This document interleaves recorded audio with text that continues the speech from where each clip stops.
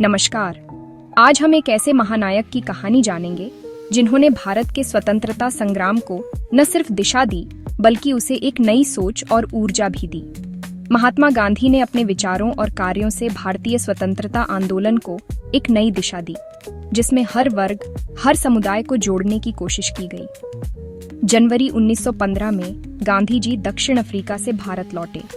उनका स्वागत पूरे देश में बड़े उत्साह के साथ हुआ, क्योंकि लोग जानते थे कि वे एक अलग सोच और अनुभव लेकर आए हैं।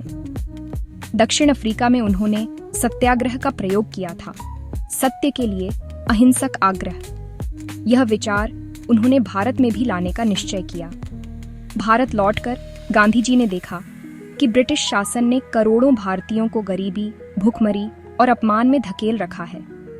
आम जनता की हालत बेहद खराब थी। उन्होंने पूरे देश का भ्रमण किया, किसानों, मजदूरों और महिलाओं से मिले और भारत की असली हालत को करीब से समझा।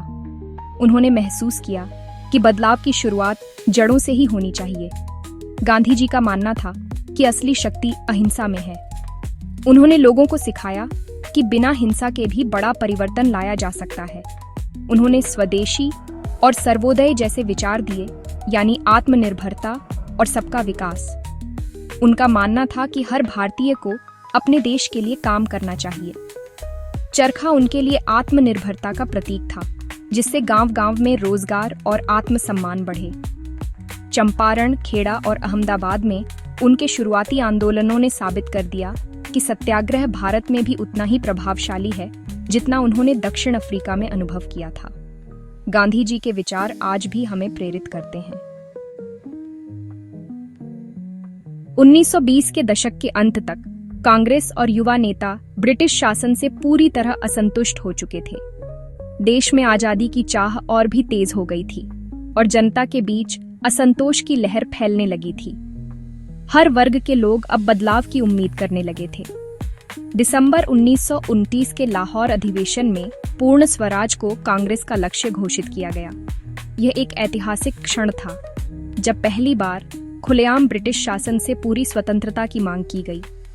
तय हुआ कि अगर मांगे नहीं मानी गईं, तो गांधी जी के नेतृत्व में सविनय अवज्ञा आंदोलन शुरू होगा।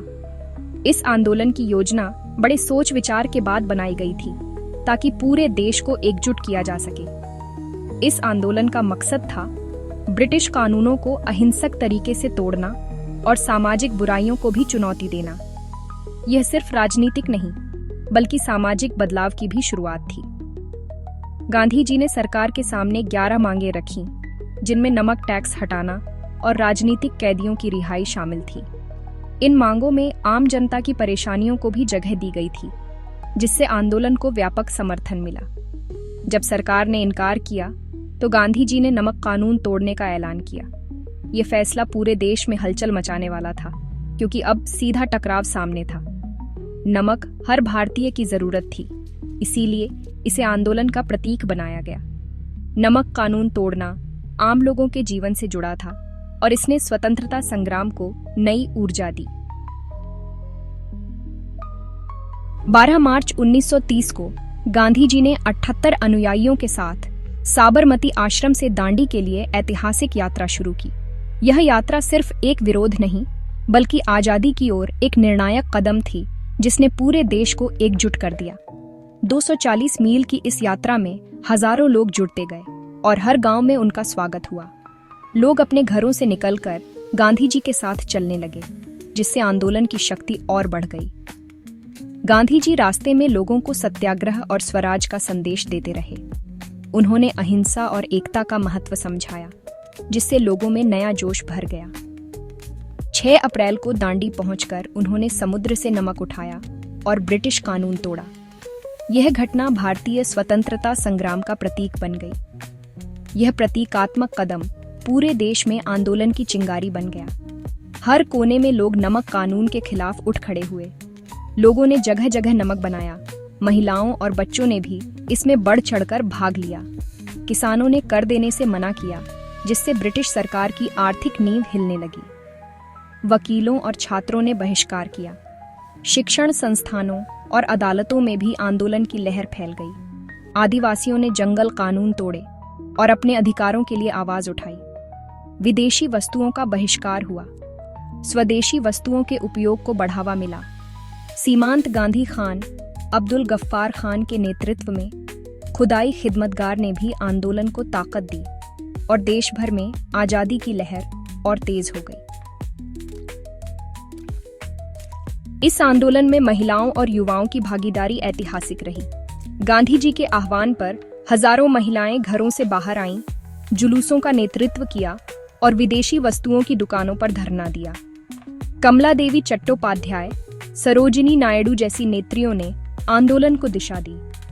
ग्रामीण महिलाओं ने शराब विरोधी अभियानों और चरखे के जरिए स्वदेशी को अपनाया। युवाओं और छात्रों ने स्कूल कॉलेज छोड़कर आंदोलन में कूद पड़े, वानर सेना जैसे संगठन बनाए। उनकी ऊर्जा और साहस ने आंदोलन को नई गति दी। महिलाओं और युवाओं की भागीदारी ने स्वतंत्रता संग्राम को सच्चा जन आंदोलन बना दिया। आंदोलन के फैलते ही ब्रिटिश सरकार ने दमन शुरू किया। लाठीचार्ज, गोलियां, गिरफ्तारियां। कांग्रेस को गैर कानूनी घोषित किया गया। नेताओं और हजारों सत्याग्रहियों को जेल में डाल दिया। प्रेस पर प्रतिबंध और संपत्तियों की जब्ती के बावजूद लोग अहिंसा के रास्ते पर डटे रहे। पेशावर में गफ्फार खान की गिरफ्तारी के बाद भी सैनिकों ने निहत्थे प्रदर्शनकारियों पर गोली चलाने से मना कर दिया। ब्रिटिश सरकार को समझ आ गया कि सिर्फ दमन से भारत पर शासन संभव नहीं। वायसराय लॉर्ड इरविन ने गांधी जी और अन्य नेताओं को रिहा किया और बातचीत शुरू हुई। 5 मार्च 1931 को गांधी इरविन समझौता हुआ। राजनीतिक बंदियों की रिहाई और नमक बनाने की छूट मिली। बदले में आंदोलन स्थगित हुआ। गांधी इरविन समझौते के बाद आंदोलन अस्थायी रूप से रुका, लेकिन गोलमेज सम्मेलन असफल रहा। गांधी जी ने आंदोलन फिर शुरू किया, लेकिन सरकार ने कड़ा दमन किया और आंदोलन कमजोर पड़ गया। भले ही पूर्ण स्वराज तुरंत न मिला, लेकिन आंदोलन ने आम जनता में राजनीतिक चेतना जगा दी। गांवों, महिलाओं और युवाओं की भागीदारी ने कांग्रेस को जन आधारित पार्टी बना दिया। अहिंसक सत्याग्रह ने ब्रिटिश शासन की नैतिक नींव हिला दी और दुनिया भर में आलोचना हुई।